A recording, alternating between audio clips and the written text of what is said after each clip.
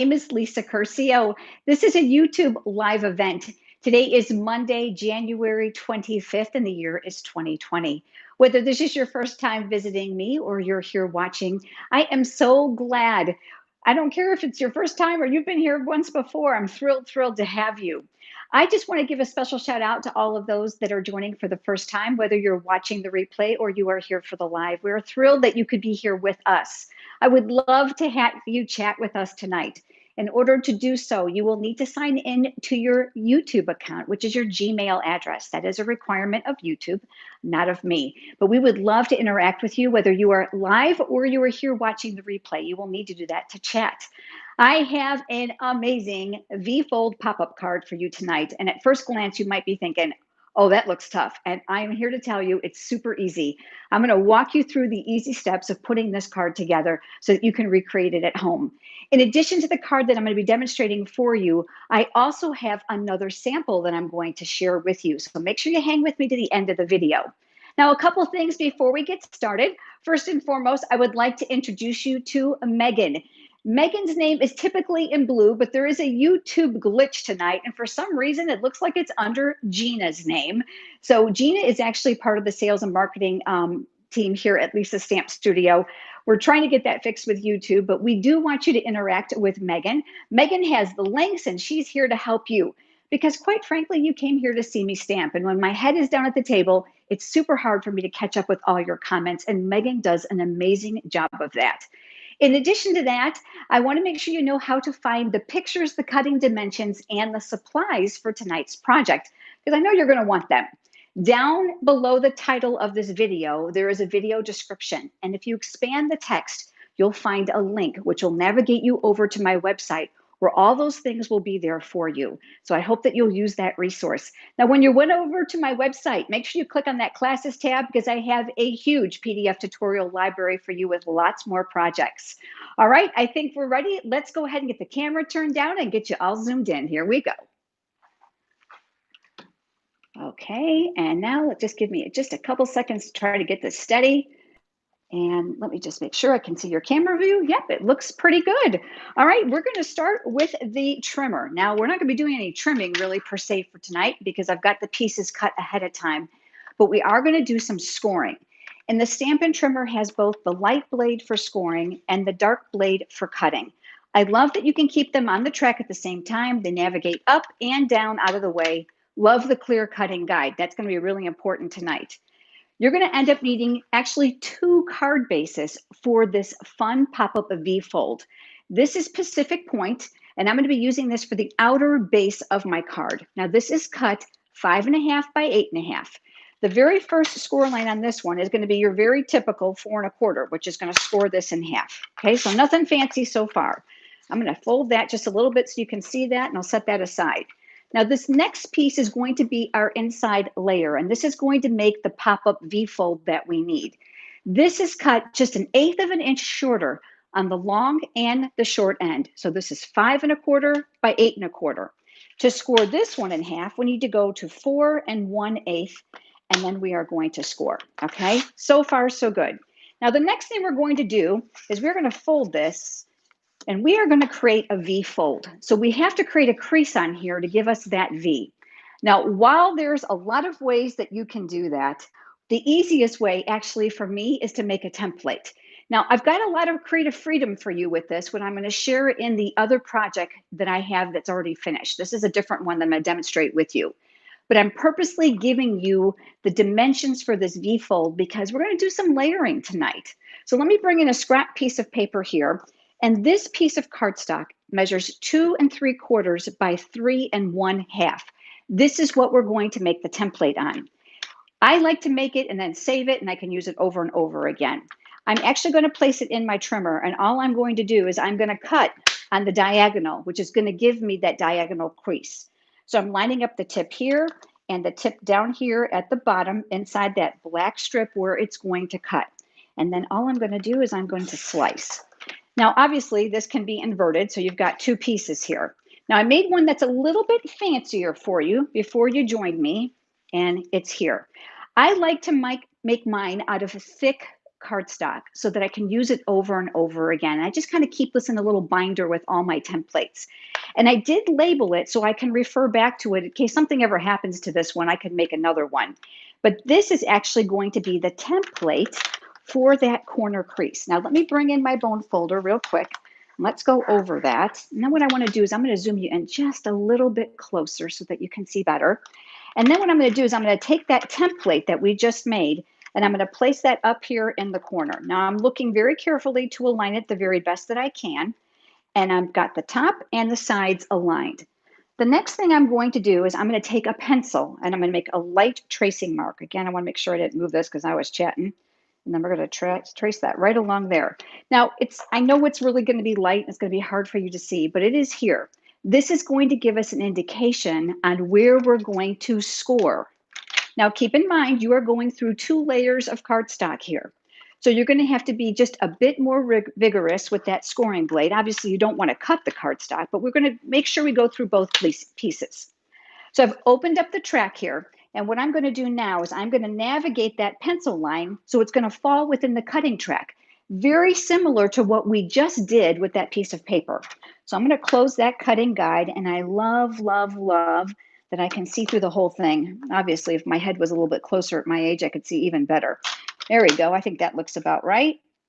And then once I can see my pencil line here and here, which I know you can't see because I made it light, we're going to score back and forth. So this is going to allow me to try to penetrate that paper from both sides. All right, that's all we need for right now. So let me set this off to the side. And what we're going to do now is we're going to use our bone folder. Now I have learned the hard way about the bone folder. Down here at the bottom is the deepest crease on the inside of the card. When you use the bone folder to crease this, I don't want you to press too hard here because it's going to stress the cardstock and it can make it crack. I learned that the hard way. So I'm just inverting this and I'm doing the same thing on this side. Can you see how it kind of buckles here? So you don't want that to crack. You just want to be able to create the crease. And then what we're going to do, now that we've creased this, is we are going to open it. Now, there's that V. Doesn't that look great? Okay, but it gets better. What we're going to do now is we are going to pop this forward. So we're going to push this to the inside. So you see how what we call a mountain fold now. And then watch what I'm going to do. I'm going to put my finger here and I'm going to push this down on top of itself. And again, I'm going to show you, I'm going to be very careful not to pinch or break that cardstock. And I'm just pressing right here on the inside. Look what's happened. We've got that pop up. Isn't that simple? Work on scrap cardstock first to get the hang of it. It is not difficult, but the magic comes from this template. Don't lose this. This is going to make it really easy for you. All right, but here's the best part about this specific demonstration tonight that's different from the other card I'm going to share with you. These were screaming for some attention. So I decided to bring in some designer series paper. I've got 2 pieces here, and these are the Pacific Point Designer Series papers. These are from the Brights collection that coordinate with our cardstock. Now, this is the beautiful part of Stampin' Up! Products is the color coordination. Now, you're probably wondering why I need 2. Because we're going to have to cut these in different directions so that they will fit properly here, because you're going to see that there's a center line that's straight. So let me show you what I mean. So this first one, we are actually going to cut from the upper right to the lower left. And again, I'm looking right through that track. I'm doing my best to line those up as straight as I possibly can. And then we are going to slice, okay? Now this time, we're going to cut in the opposite direction from the upper left to the bottom right. Because remember, these are not exactly the same. They're going to go on opposite ends of that cardstock. And then we're going to slice. So you're going to have what we have here. Now here's the beauty. You actually have already cut yourself another set for the second card that you're going to make, which is perfect. All right, so let me move these pieces off to the side, and then let me show you what I've done. We're going to come back over to this, and I'm going to bring out my silicone craft sheet. Now, if you've seen my videos before, you know this is a beloved tool of mine here in the studio because adhesive, liquid glue, and hot glue will not stick to it. So what I'm going to do is I'm going to bring in those 2 pieces that I know are going to fit inside these layers. Remember, you want the straight edge here towards the center. These are going to fit inside of here. And if you're wondering what that designer series paper size was, it's 2.5 by 3 1/4. so that you can do some layering. Now let's talk about this. The silicone craft sheet is going to allow me to make sure I keep that work surface sticky free because I am not good with liquid glue. I'm going to tell you that right now. I'm an adhesive girl and a tape runner. So I like to get it started and I like to use the tip to make sure I'm not applying too much in any one area because with glue, that's going to ooze out the sides. So I'm going to use it sparingly because this glue is very, very strong. And then what I'm going to do is I'm going to go ahead and I'm going to pick that up, trying not to get it all over my fingers. And then this is going to get mirrored here. Now, if you're really proficient with your adhesive, you absolutely can go ahead and use that. But I like the little bit of wiggle room that the liquid glue gives me. So I'd like to get it started again because I have a habit of getting too much going. And then I'm going to add that here. Look, I told you I got excited. Look, I always use too much of this. So this is why I'm an adhesive girl. All right. The great thing about the silicone craft sheet is when this glue dries, it's going to turn opaque and it's going to allow me to rub it right off of there, which means I can use it over and over and over again and not worry about that leaving a sticky spot or a marred spot there. All right, so there we go. We've got that decorated now. Oof, isn't that fun? All right, so I'm going to put the cap back on this. I'm going to push that off to the side, let that dry a little bit. And what we're going to do now is we're going to add our greeting to this before we get too far because it's nice and flat. I'm going to be using my Memento black ink pad. Now, I hate to give it away, but we're going to give it away from the inside out. And I bet you might be able to guess. The words I'm using are actually coming from a different stamp set that I'm going to feature for the rest of my card. And it says, kick up your heels. Now, if you've got a guess on what stamp set I might be using, go ahead and leave that in the comments below. Let's ink that up in the Memento ink, and I'm going to stamp that here. All right, so now we've got the greeting done. That's going to be nice and easy while the cardstock is flat. Let's move this over to the outside for just a moment. And let's work on the front of this card, which you remember is the Pacific Point. I'm going to go ahead and fold that up. I'm going to use my bone folder for that nice crisp crease here because this is where things are going to get housed.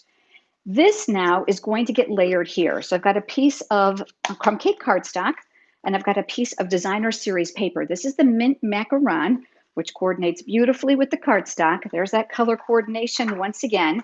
I'm going to flip this over and I am switching to adhesive because you can already see what I've done before, right? I made a gluey mess. And I'm going to use this in my four corners. This is the Stampin' Seal Plus. It has taken me a little bit of time to get used to it. But I do love the adhesion from this. My gosh, this stuff is so strong. It comes out in little tabs. So if you get a little too excited like I just did, you can push it to the back side. And you're going to look and leave yourself a small border on this all the way around. Now I'm going to leave this here to the side for just a moment. And I'm going to come over to a piece of thick, basic white cardstock. Now, before I start stamping on this, I decided I wanted to turn this into a fun focal point on the front of the card. Now, we're going to absolutely pizzazz up the inside as well. But I wanted to use this punch. This is the fancy tag punch. And I love these punches, and Stampin' Up! Offers in the catalog tons of different tag topper punch options. But this is going to make a tag for you. So all you're going to do is you're going to slide your cardstock up inside of here through the track. Make sure it's all the way to the back. And I like to use the heel of my hand and then punch. And that's going to make that tag perfect every single time. Now, if you don't like this one, we've got other shapes and sizes that can suit all kinds of projects. Okay, so let's work on those images. Have you guessed what stamp set? And if you guessed Darling Donkeys, you are absolutely right. Now, I love a stamp set that's different and it's fun. And this is definitely one of those. Whether it's for the young or the young at heart, I think it got you covered. This, believe it or not, is a free product right now during Stampin' Up's large sale. This stamp set, as well as any of the products in here, are exclusive and free. How often have you heard that word, right? Free with every $50 product purchase. There's even items in there in a $100 category if you have a larger wish list. So I pulled out my little donkey and I've put him here on my clear block. And I'm going to ink him up with that black Memento ink. This is my black ink pad of choice because it's super easy to use and I'm a huge color lover. So I'm going to do some color on here. You're going to see it's a tight fit. Just navigate him the best you can. I'm going to move him slightly to the top and then we're going to stamp. And then now what I'm going to do is I'm going to do a little bit of coloring. Now I already have one that's finished, so I'm not going to do the whole thing with you, but I want to give you some coloring tips, especially if you're brand new to alcohol-based markers. Now, the first thing I want to teach you is a little bit of shading. Now, these are super easy markers to use because they come in a combo pack. There is both a light and a dark for all the colors that we sell. I am not a professional color by any sense of the word. So for me, this makes my life super easy. It doesn't matter which one you use, it's just a matter of preference. But I prefer the light because I tend to lay too much dark down. So let me show you how this works. I'm going to work right here on the hind quarter for you. They are dual ended, so you can pick the tip that you like, and you're going to color it in very much like you would any other marker. Again, this is the light shade, so you can kind of see how I'm going with this. You're going to need to allow the alcohol from this marker to evaporate just a little bit before I recommend you adding any more color. Because it has an alcohol base, it has a tendency to spread. So if you have a brand new marker that's really, really juicy, or you're super excited and want to start coloring, it can tend to bleed a little bit outside the lines. So what I'm going to do now is I'm going to come in with the darker shade. You see that little cheat mark right there for some indication? I'm going to actually use that to my advantage. I'm going to stretch out a little bit of color here on his tummy and a little on the hind quarter. Just like we did before, you're going to want to let that evaporate. And while it does, let me move on to the next thing I want to teach you. I think he needs a little bit of grounding underneath here, don't you? So I'm going to be using the light smoky slate, and I'm going to add a little bit of color underneath him right here, just so he looks like he's on something. He's not just floating. Again, allowing that to dissipate. I'm going back to that light crumb cake, and now this is where the magic happens. We are going to pull the dark into the light. Now, don't get overzealous when you're doing this because you can see as that alcohol evaporates, you're going to get more of its true color and its true shading. The beauty about this is a good quality thick cardstock like the one I'm using here from Stampin' Up will allow you to go over this repeatedly to get the shading and definition that you'd like. But I thought this was a little bit dark underneath here, so I am going to use the color lifter. This actually is a colorless marker that not only moves the color, but will lift it. So I'm going to use that thick end to make it easy for me, and watch what's going to happen. I'm laying this right over that gray area. Now you're looking at it and thinking it's not really doing much, but if you watch, you see it starting to process, it's going to become lighter and look more like a shadow. The last thing I want to teach you about this before I show you the finished one is this. This is the bronze marker. Now there's also an ivory. Never be afraid to use these independently. Do you have to shade? Of course not. Because little tiny areas like this, like a hoof, are really tough to blend because there's not much area. So use them independently instead of a dye-based marker and get some really great flawless coverage. I love this because unlike a regular marker, you don't have those streak lines. As the alcohol evaporates, you're going to have pure color tone. I'm going to make sure I said that right. That would have been embarrassing. And then here we go. Here is our adorable donkey. Cute, cute, cute. Now remember, I've got the supplies for you down in the video description below. What we're going to do now is we are going to start assembling this card. But before we do that, we're going to need something for the inside, right? So here's some more of that thick white cardstock. I'm going to go back to that Memento black ink pad. Yeah, I just couldn't resist this because doesn't he look like he's celebrating? All right, so we're going to ink this up in that black, and then we're going to stamp one, and we're going to stamp two. I did not want to go through the coloring with you while we're together because you've already seen me do that. But I'm also going to use this a little adorable party hat. Now, if you're wondering where the party hat and the kick up your heels all came together, they came from another stamp set I had. It's called Zany Zebras. I'm going to give you a quick look at it here. There's the words, and you can see the party hat is inside of here as well.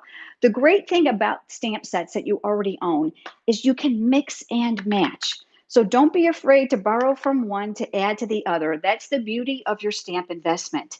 Use everything that you have. I think when you look through what you've got, you're going to see how well things work together. Now, obviously, I colored these and I cut them out, okay, because there is no dye for this, but it was not difficult, I promise. And I'm going to give you a couple tips about that in the moments ahead when I show you how I cut those out. Let's go ahead and let's put the insert on this card first. Now, I did find that this part was the easiest to do first before I put all the accoutrements on the outside, okay? So I'm going to fold this V fold here in half, and I'm going to open up the card base. This is going to get bordered here. Now, I want to give you a couple tips about this. The very worst thing you can do is add adhesive to both sides and think this is going to turn out right. It's going to be a frustrating, sticky mess for you. So what I recommend is one side at a time, okay? So I'm going to take this and push this here. Here comes that silicone craft sheet. Remember, we talked about that. I'm going to be able to rub that right off now and get that out of my way. And on this side, I'm going to flip it over. I'm taking my Seal Plus and I'm going to go around the perimeter. Now I'm going to work pretty close to the outside edge because I want to make sure that this stays well stuck, because I am certain that whoever I give this to is going to love opening and closing this. So I don't want to be embarrassed that my card is going to fall apart. If you prefer liquid glue, that's fantastic. That'll work just as well. All right, so there we've got our adhesive. Now remember, it's going to go this way with the slant at the top. Here's the top of my card. Remember that this is 1/8 of an inch shorter on the long and the short sides. You have to keep that in mind. What I'm going to do now is I am looking to make sure that I'm compensating for that 1/8 of an inch along the side and the bottom. And when that looks pretty good, I want to make sure I'm not too close to that crease. We are going to adhere this. I'm looking. There we go, and that looks pretty good. And then I'm going to press that in place. The next thing we're going to do is we are actually going to fold this and make sure that it's all going to fit okay. Now we're going to add adhesive to this side. I found that by doing these panels independently, you have a much better success rate than having sticky on both sides. Now, also tear and tape is another option for this, and that will allow you to lay all the adhesive down and then remove the paper backing one side at a time. So that's another option for you. All right, now that that's all here, let's make sure my adhesive is good to go. We are simply going to close this and we are going to press. Okay, watch. Oh, look at that. Is that not fun? Okay, but we're not done. Let's go ahead and take our panels and let's decorate the front, and then we're going to decorate the inside, because for me, that is the very best part. So let's go ahead and let's add our adhesive here to that panel that's going to go the front of this card. That's going to be our focal point. I'm going to push that off to the side. And then this is going to go right here. I'm looking to leave a border on this. Remember, you don't have to guess about any of these cutting dimensions. I've got them all for you. Remember our cute little donkey tag? Well, let's flip this over and let's grab some dimensionals. These are double-sided pieces of foam tape that are already cut for you. Don't chintz on them. You want to make sure that all the elements on your card are well balanced. Your card will go through the mail meter at a post office that has rollers in it. And if you don't take the time to balance these well, your card's going to come out kind of lopsided. So be sure that you balance those well. I'm going to take off those paper backings using my Take Your Pick tool with that paper piercing tool attachment. Not only is that going to wrangle those pieces for me to make cleanup a lot easier, I have arthritic hands. That makes it a lot easier for me to pull those off. And then what we're going to do is we're going to center this right here on the front of the card. Now, it needed a greeting, so that's what I did ahead of time. It says, "It's your birthday," and that is part of the stamp set. It's right here, and I stamped that. And we are going to add this here. Now, I want to give you an important tip when you use dimensionals. Oftentimes, just like I have here, there's going to be an elevation difference between this area and this area. So you're going to have to compensate for that. So I'm going to place adhesive in the center and dimensionals on the outside edges. So this will lay flat. So I'm going to flip that greeting over, and I'm going to add my adhesive right here in the center. And then I'm going to switch over to my dimensionals. I'm going to grab two. I'm going to put one here on the outside edge and another here on the outside edge. This shape makes it so easy to use, so you can find a nice straight edge there.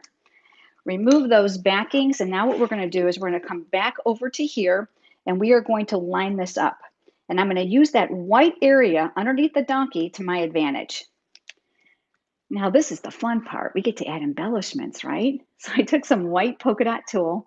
I just added a little bit of linen thread to it just to bring up that crumb cake color. And then I got my glue dots here, which is my favorite way of adding an accessory. I'm going to press that on there and then lift. And then this is going to go right inside that hole. And no one will know we didn't take the time to thread it, right? Okay, now on the inside of the card, we have to provide a little bit of oomph here, don't you think? So that's what I decided to do with my other donkeys. So here's one of those donkeys that I did right before you joined me. I did cut him out. Now I want to give you a tip about fussy cutting. That's a crafting term for when we cut things by hand. Don't think you have to cut everywhere and on the color line. You don't have to. Look closely here. Do you see how I didn't go all the way up until his tail? I didn't even have to go that far. And here's another tip for you. If this was getting mounted on white cardstock, which is what this was stamped on, it's even less noticeable if you don't cut close. Don't ever cut right on your stamped line. I recommend leaving a little bit of white around it. This is why the dies do that, because it doesn't distort the image. Really important. So we've got that, and you're going to see that little party hat right here. It wasn't hard to cut. I promise it was easy. And I'm going to take one of those glue dots. I'm going to add that to the back of my hat, and we're going to lift that off. And then this has got to go on the head of my donkey. So let's add that right there. Okay, because he's kicking up his heels. It's a party time. And there we go. We've got two of them now. Now let's talk about the positioning now on this fold. There's a couple things that you can do. You can place them anywhere on here, but very, very important. Keep in mind, this is going to get closed. So if you place it too high or too low, you're going to have a problem. Be cognizant where you're going to put your adhesive or your dimensionals. So let me show you what I'm going to do. I am going to take one of my larger dimensionals and I'm going to place this here on the hind quarter. You can always do what I call card surgery. If you're not sure, we can always add them from underneath by slipping them under. But I know I'm going to add a couple here and then I'm going to put another one on his head. And this is one of those mini dimensionals. And I'm just going to peel those off. I'm just going to do it while it's in my hand since it's so small. And then look what we're going to do. We're going to go this way with this. But I want to show you something. Do you see the crease right here? You're going to want to be careful because you don't want him squished when you close the card. Really important. So I've got nothing showing from the back but cardstock. That looks good. So we've got one here. Now let's go ahead and do another one on this side. So again, I'm going to add one more dimensional to the hind quarter, and this time on the head, because I know I want to tip this a little bit, I'm going to place this one all the way here near the bottom. And let's take off those backings. Same thing on this side. You want to make this pop-up fun and interactive. So the best thing to do is to rotate these images so they look slightly different. So this one's kind of going down. So I thought, well, this one kind of needs to go up, right? All right, let's make sure that he's going to fit. So I'm lightly placing him. So I want to make sure my hoof is not going to get bent. And I want to make sure my head fits in the circumference of the card and nothing is going to show. And that's going to be good. So let's press him down. So look, everything's in the card. You can't see. And then when you open it up, voila, look at, so cute. Isn't that fun? I don't know about you. I don't think it matters how old you are. You're going to absolutely love making this and you're going to love the person receiving it. It's just going to go, oh my gosh, I can't wait to open and close this. But wait till you see this other card that I created for you. Unlike this one with the panels, this one I did a little bit different. And this is where your creative freedom comes in. Beautiful, isn't it? This is the Dragonfly Garden Bundle, which is the stamp set and the coordinating Dragonfly punch. But do you see the 3D effect here? So I stamped and punched that dragonfly twice. So I'd have some 3D wings just adhered here in the center so that those would be slightly flexible. Isn't this pretty? That designer paper is gorgeous, isn't it? That's from the Dandy Garden. Are you ready for the inside? Nice and simple. So if you don't want to do the designer series paper and cut it, you don't have to. So this is where my dragonflies are laying, and you're going to see that I anchored them down, and this time I was also careful where I place them so they don't get crunched when you open and close the card. So whether you want those designer series paper panels or you don't, you've got two different ways, and of course I've got cutting dimensions for you for both of these options. So if this one's going to include those dimensions for the designer paper. I would love to know which one of these is your favorite. Leave me a comment. I'm going to turn the camera around and share some real fun information with you.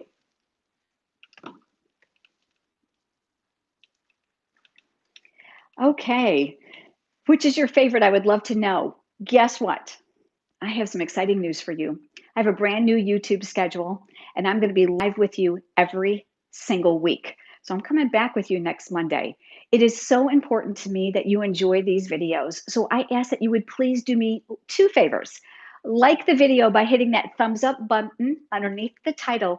And second, would you do me a favor and share it? Share it with your crafting friends, share it on your Facebook page, pin it to Pinterest. because it allows us to keep free content here on YouTube. It certainly helps. And it's the highest compliment you could pay me if you've enjoyed what you've seen. Please subscribe to my channel if you're not already subscribed. And if you click that little bell icon that's next to the subscribe button and the word all, you'll get reminders from YouTube when I'm going to be coming live to you so that you don't miss anything. So the next live stream is going to be next Monday, February 1st already. We're always going to a brand new month. And I hope that you will join me for another amazing fun fold card. You're not going to want to miss this one. It's pretty spectacular. I hope that you've enjoyed yourself. If you have questions, leave them in the comments below. We'll do our very best to reply to every single one. And I look forward to having you join me next week. Bye, everyone.